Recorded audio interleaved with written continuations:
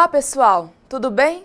Meu nome é Viviana, sou professora de língua portuguesa e hoje nós vamos falar de um assunto muito importante para vocês que estão estudando e que pretendem construir uma sólida carreira profissional. Peguem caneta e papel para anotar as possíveis dúvidas que vocês tiverem. Lembre-se que elas devem ser postadas nos fóruns Tira Dúvidas pertinentes a cada aula. Vamos começar? A aula de hoje é sobre redações técnico-científicas. Aí vocês me perguntam, o que é isso, professora? Calma, gente, eu vou explicar, mas vamos por partes.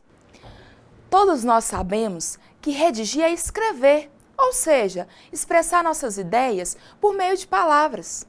Ao longo de nossa vida escolar, aprendemos a fazer vários tipos de texto, como os narrativos, descritivos, dissertativos. Mas quando chegamos à faculdade ou aos cursos técnicos, nos deparamos com novos tipos textuais. E de alguns deles, nós nunca nem ouvimos falar. Algumas pessoas ficam desesperadas quando o professor pede para fazer uma resenha ou um laudo técnico. E quando precisa fazer um requerimento ou um relatório, vixe, a pessoa entra em pânico. Mas fiquem tranquilos, porque na aula de hoje nós vamos aprender algumas dicas para não passar medo nem vergonha na hora de fazer nossos textos. Primeiramente, vamos estabelecer a diferença entre um texto científico e um texto técnico. O texto científico é aquele que expõe os resultados dos nossos trabalhos científicos. Quando você faz, por exemplo, uma leitura ou uma pesquisa de campo, é preciso registrar as suas ideias e conclusões sobre o assunto. Para isso, nós usamos textos como os resumos, fichamentos, monografias e teses. Pois é, esses são exemplos de textos científicos. Já o texto técnico está diretamente ligado às atividades profissionais. São aqueles textos utilizados para a comunicação dentro das empresas e das entidades públicas. Temos como exemplo as atas, memorandos, requerimentos e relatórios. Mas eu lhes pergunto, o que o texto técnico e o texto científico têm em comum? Muitas coisas. Esses dois tipos textuais seguem alguns princípios básicos que agora eu vou mostrar para vocês. Vamos ler e depois vamos falar sobre cada um deles. Acompanhe comigo, por favor. A primeira característica do texto técnico-científico é a objetividade. Depois, o vocabulário preciso, a eficiência e exatidão na comunicação, o uso de linguagem formal, a obediência às normas gramaticais e, por último, a estrutura padronizada. Vamos ver o que tudo isso significa? Então, vocês viram no slide que a primeira característica de um texto técnico-científico é a objetividade. Isso quer dizer que eles devem ir direto ao ponto, sem rodeios, porque a principal função desse tipo de texto é informar o leitor sobre algum assunto, esclarecer alguma dúvida. Por isso, não podemos enrolar, é preciso objetividade. Vamos falar agora do segundo aspecto, que é a eficácia e a exatidão da comunicação. E o que isso significa, professora? Como vocês já podem imaginar, significa que devemos transmitir nossa mensagem com exatidão. Não podemos causar dúvida no nosso receptor. Por isso, não devemos usar palavras de duplo sentido ou construir frases que deem margem a várias interpretações. O leitor precisa compreender com rapidez e eficiência a mensagem que queremos transmitir, beleza? E para que isso aconteça, é imprescindível que fiquemos atentos ao terceiro e ao quarto aspecto, que são a linguagem formal e a obediência às regras gramaticais. Isso quer dizer que na hora de redigir nosso texto técnico-científico, precisamos tomar cuidado com a seleção do vocabulário e com a correção gramatical. É preciso utilizar uma linguagem adequada à situação comunicativa. Portanto, nada de gírias ou intimidades com seu interlocutor.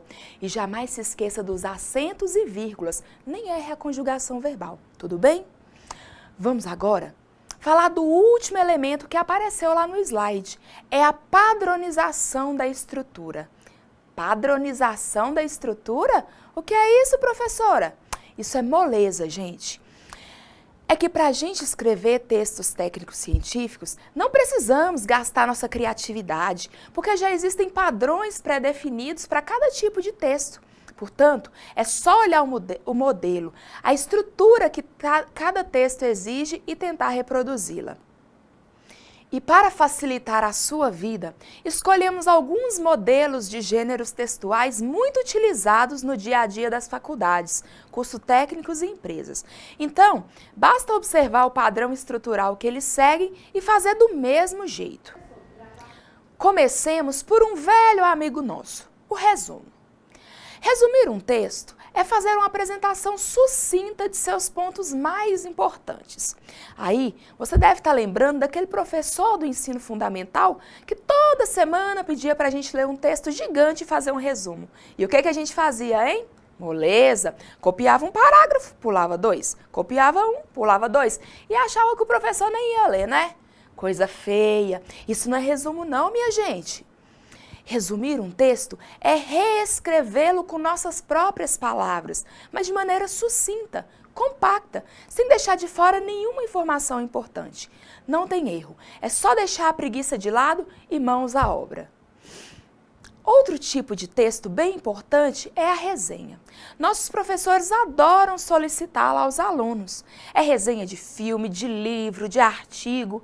Então, vamos ver como funciona esse gênero textual para a gente não passar apuros. Fazer uma resenha não é apenas resumir um texto, mas é fazer o estudo de determinada obra. É preciso fazer uma avaliação do que foi lido e emitir um juízo de valor. Na resenha, a gente registra as principais ideias do texto e depois damos a nossa opinião sobre aquele assunto. Para fazer isso, também é necessário seguir uma estrutura básica. Acompanhem comigo o passo a passo da resenha. Ela se divide basicamente nessas 5 partes: referência bibliográfica, credenciais do autor, resumo da obra, apreciação, que é a crítica do resenhista, e indicações do resenhista. E daqui eu já estou escutando: ai, professora, eu não entendi nada. Calma, gente, eu vou falar sobre cada um desses itens. Vocês viram que a primeira parte da resenha é a referência bibliográfica, ou seja, a apresentação da obra estudada. Logo no início, você vai colocar o nome do autor, do livro, da editora, ano de publicação e assim por diante. Ah, e não se esqueça, é preciso seguir as normas da ABNT. Se ainda não souber de cor, é só consultar um manual de normas técnicas, não tem erro. A segunda coisa a se fazer é colocar as credenciais do autor, ou seja, a apresentação do resenhista, no caso, você que está escrevendo a resenha. Em seguida, fazemos o resumo da obra, que é a exposição das ideias mais importantes, e depois fazemos a apreciação. A apreciação, pessoal, é a parte mais importante da resenha, pois é a parte em que fazemos o juízo de valor, ou seja, é a hora em que damos a nossa opinião, fazemos nossas considerações sobre aquele assunto.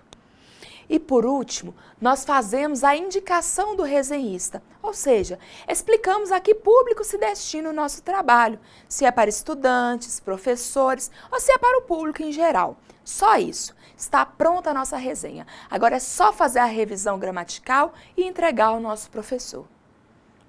Vamos falar agora de um texto bastante utilizado no nosso dia a dia, o requerimento.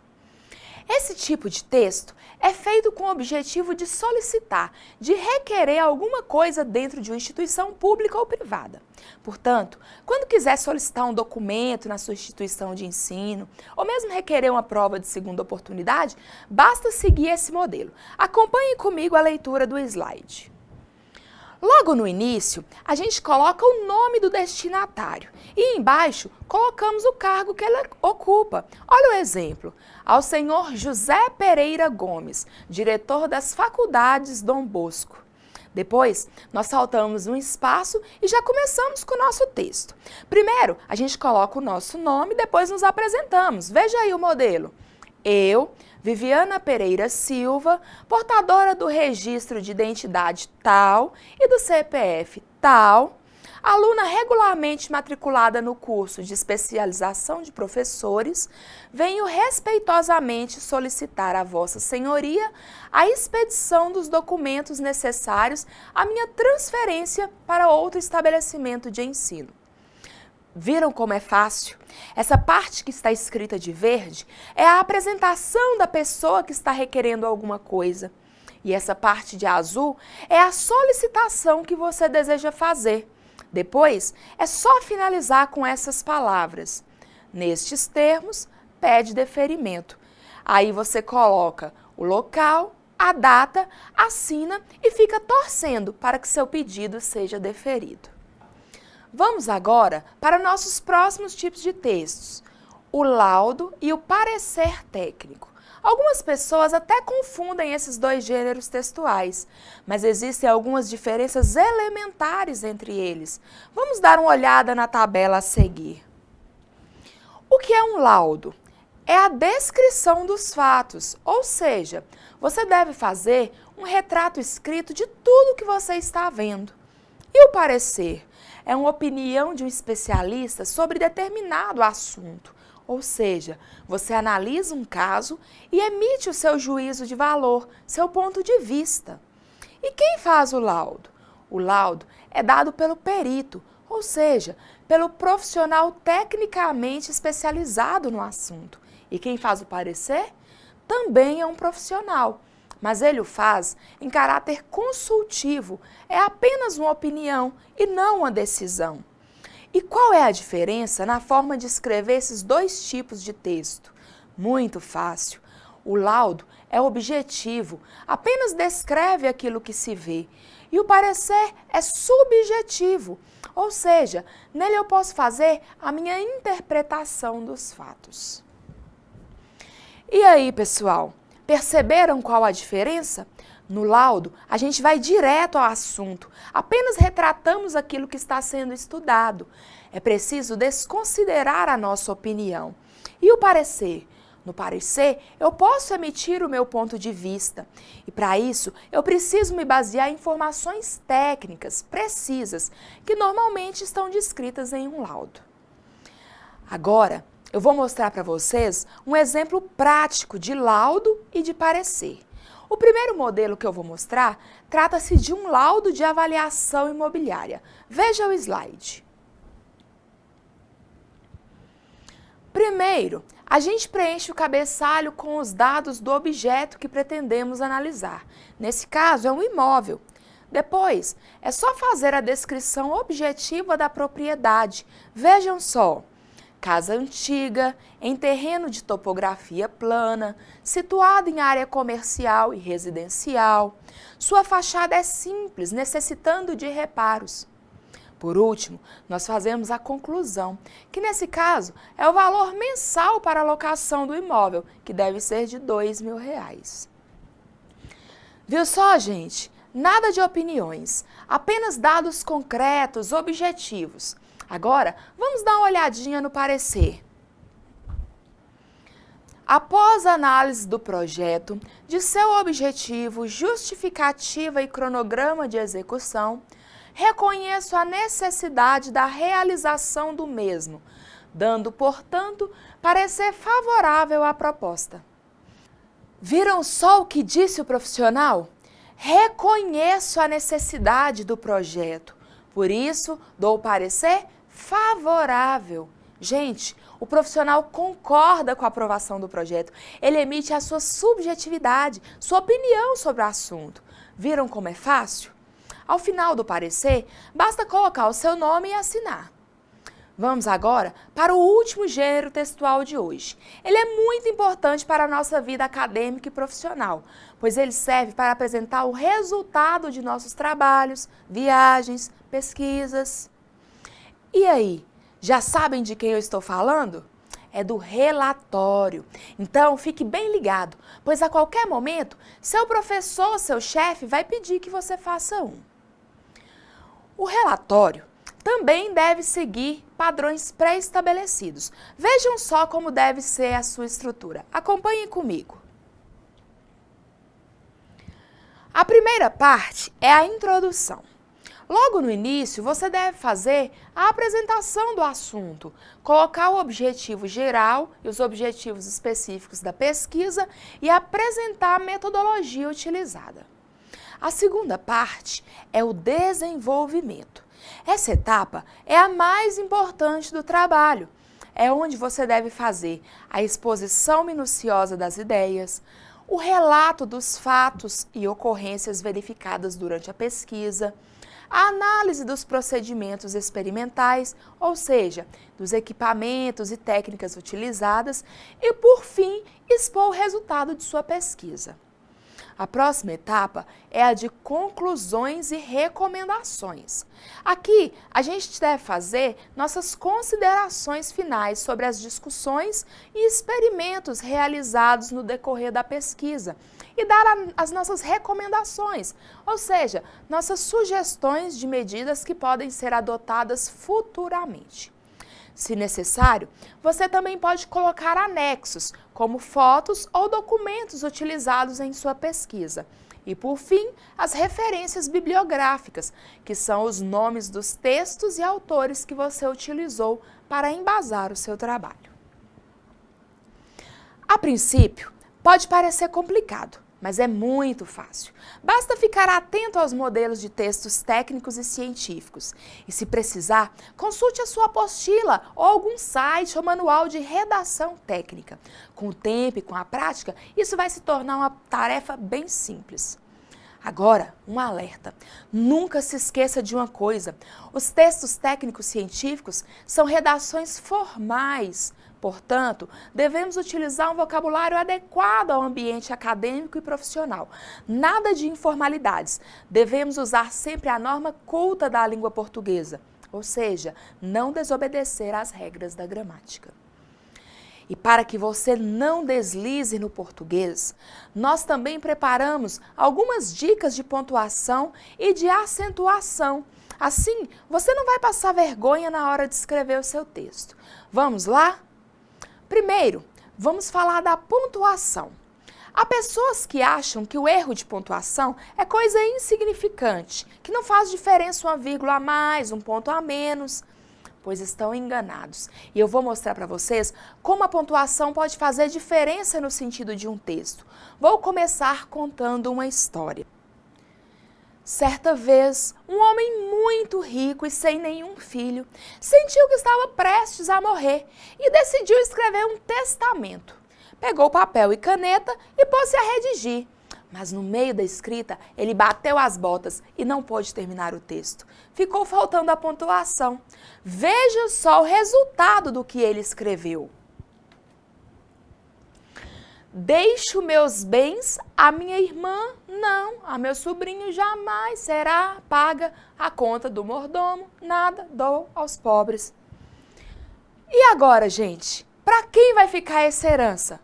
Os interessados rapidamente apareceram e trataram de pontuar o texto de acordo com o que lhes convinha.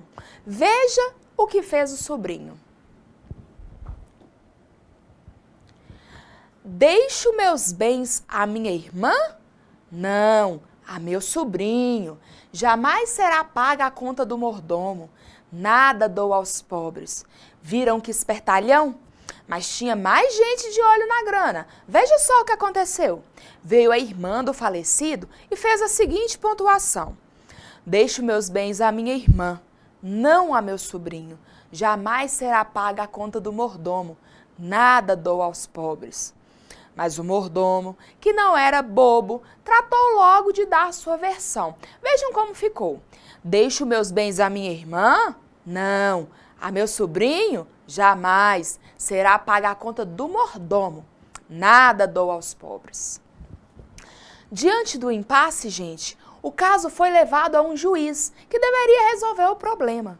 O juiz estava lá, tentando interpretar o texto, quando chegaram os pobres da cidade. E um deles, que era bem sabido, tomou uma cópia do testamento e pontuou desse jeito. Deixo meus bens à minha irmã? Não. A meu sobrinho? Jamais. Será paga a conta do mordomo? Nada. Dou aos pobres. Viram só, pessoal? como a pontuação pode mudar o sentido de um texto? É por isso que nós precisamos conhecer bem as regras para não cometermos nenhum deslize na hora de escrever. Então vamos lá? Primeiramente, vamos falar do ponto final.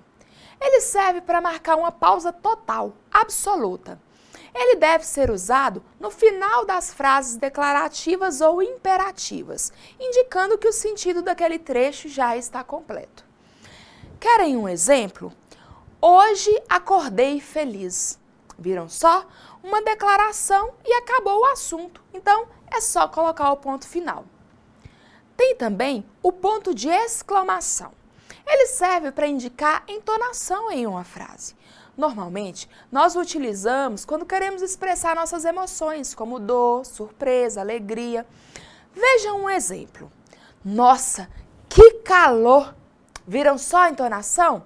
É uma frase exclamativa, portanto, deve vir marcada com o sinal de exclamação. E o ponto de interrogação, minha gente? Esse é moleza. O próprio nome já diz que ele serve para interrogar, fazer uma pergunta.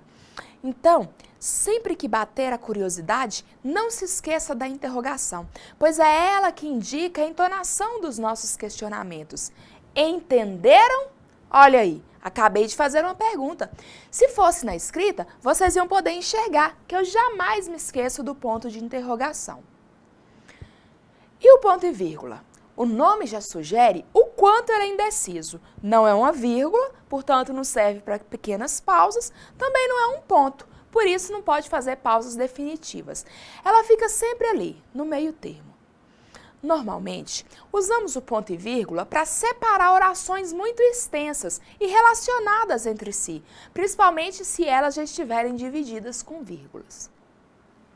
E os dois pontos? Alguém sabe para que serve? Ah, é muito fácil. Utilizamos os dois pontos antes de uma citação, antes de um termo explicativo e, principalmente, antes de uma enumeração, ou seja, antes de listar alguns elementos.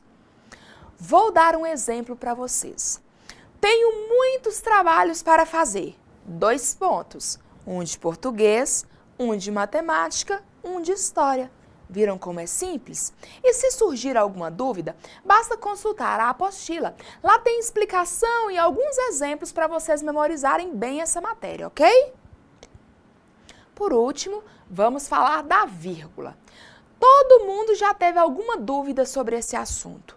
É um dos itens que as pessoas mais erram na hora de escrever seus textos. Por isso, eu trouxe uma listinha com algumas situações em que a vírgula deve ou não ser usada. Vamos acompanhar aqui no slide? Primeira situação. Usamos a vírgula para separar elementos que você poderia listar. Exemplo, João, Maria, Ricardo, Pedro e Augusto foram almoçar. Segunda situação. Usamos a vírgula para separar explicações que estão no meio da frase, como nesse exemplo. Mário, o moço que traz o pão, não veio hoje. Terceira situação. Usamos a vírgula para separar o lugar, o tempo ou o modo que vier no início da frase. Veja os exemplos. Lá fora, o sol está de rachar. Ou então, semana passada, todos vieram jantar aqui em casa. As vírgulas servem ainda para separar orações independentes, como nesse caso. Acordei, tomei banho, bebi o café e saí para o trabalho. E por último, usamos a vírgula para separar um vocativo, ou seja, um chamamento. Olha aí, Maria, por que você não veio à aula? Ou então este outro, olá, queridos alunos. As expressões Maria e queridos alunos são formas de invocar o meu interlocutor, por isso eu separo esses termos com as vírgulas. E fique ligado, pessoal, porque há casos em que a vírgula não deve ser usada de jeito nenhum. O primeiro deles é: não podemos usar a vírgula para separar o sujeito do verbo. E o segundo, não podemos usar a vírgula para separar o verbo dos seus complementos. Tudo certo? Na dúvida, é só consultar a apostila ou material de apoio de vocês. Agora, vamos mudar um pouco de assunto. vamos falar sobre a reforma ortográfica. Vocês certamente devem ter ouvido alguma coisa sobre esse assunto, não é mesmo? Ele foi amplamente divulgado nas escolas e nos meios de comunicação. Mas antes de vermos quais foram as mudanças, deem uma olhadinha nessa tirinha. Esse carinha aí é o Grump. Vejam o que ele fala com seu cãozinho, o Vândalo. Quem diria, linguiça tinha trema e eu nunca usei. E olha que já fiz muita lista de churrasco nessa vida. Sabe o que isso significa? Olha o segundo quadrinho. Sou visionário, já aplicava o acordo ortográfico antes mesmo dele ser assinado. Faço parte da classe dos gênios. Aí, lá no terceiro quadrinho, aparece o pensamento bem irônico do cãozinho. Vai ver, é a mesma classe que cabulava as aulas de gramática. E aí, gente, será que alguém se identificou? Pois é, tem muita gente por aí fazendo igualzinho ao Grump. Se aproveita das mudanças na ortografia para justificar a sua falta de conhecimento. Tem gente achando que todas as palavras perderam o acento. Nada disso, pessoal. A maioria das palavras continuam acentuadas. Poucas sofreram alterações. Por isso, para não passar vergonha por aí, vamos ver quais foram as principais alterações da língua a partir da reforma ortográfica. Vocês já viram aí na tirinha do Grump que a palavra linguiça perdeu o trema.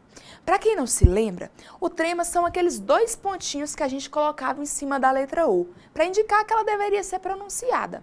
Mas ele não existe mais. E isso não muda nada na pronúncia das palavras. Continuamos a falar linguiça, 50, sagui, mas na hora de escrever, nada de trema, beleza?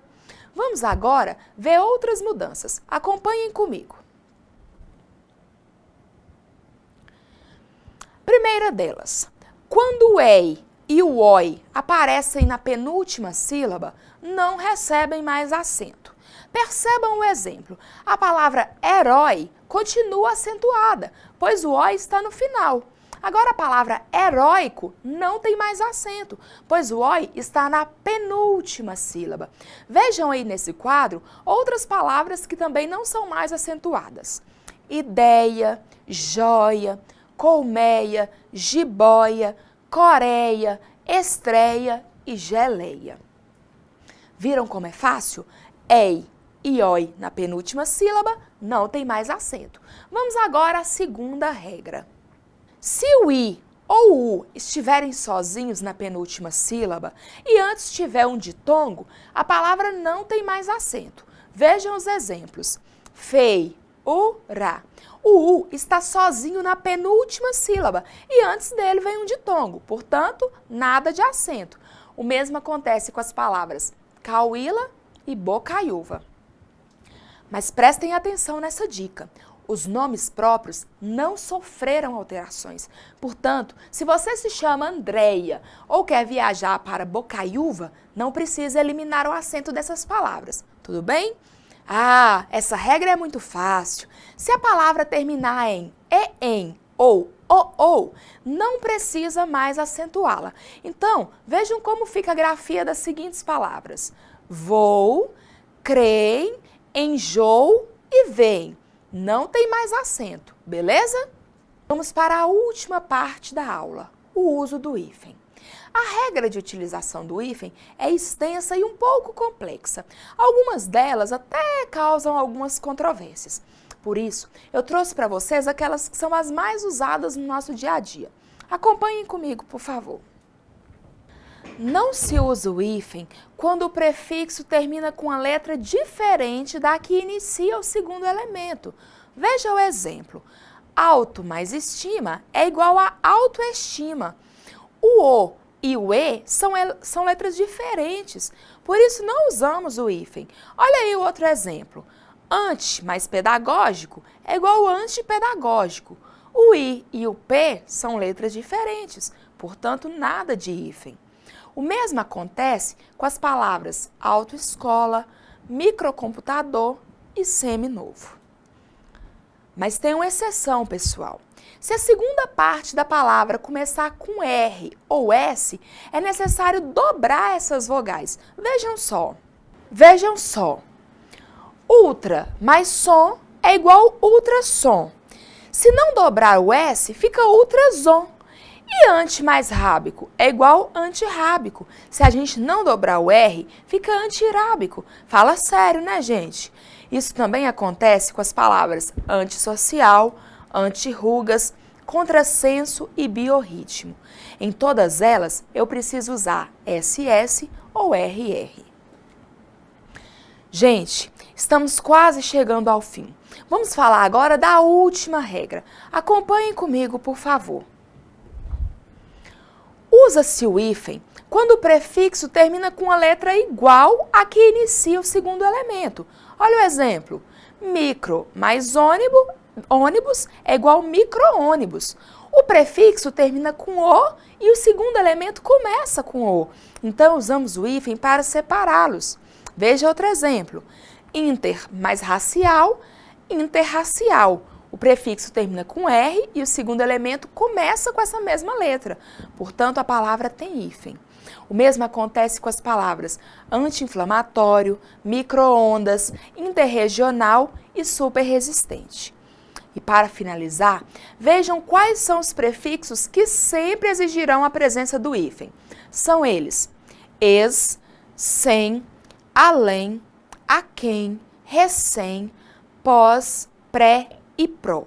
Olha os exemplos: ex-aluno, sem terra, pós-graduação, recém-nascido e pré-história. Pois é, pessoal, por hoje é só. Espero que com essas dicas vocês tenham mais facilidade para escrever seus textos. E quando surgir alguma dúvida, consultem um dicionário ou um manual de gramática e redação. Afinal de contas, expressar-se bem é indispensável para se ter sucesso na vida acadêmica e profissional. Obrigada pela atenção e até mais.